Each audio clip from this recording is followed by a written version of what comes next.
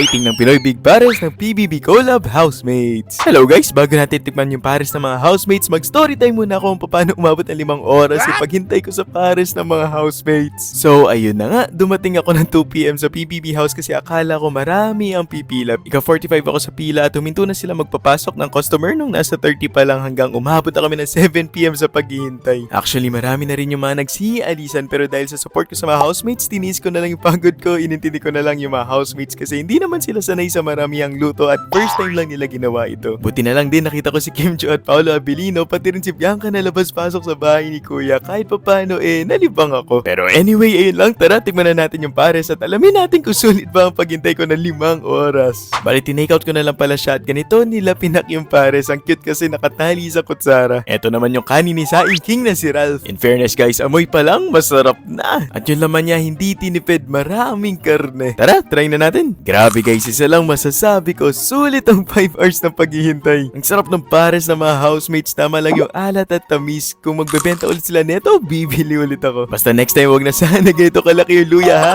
Pero kidding aside, proud ako sa effort yung mga housemate kaya ang rating ko dito ay 9/10. Pero kayo ba guys, willing din ba kayo pumila ng 5 oras para sa pares nila? Comment down below. Ako siya, alis na ako guys. See you ulit sa ating next video. Bye-bye!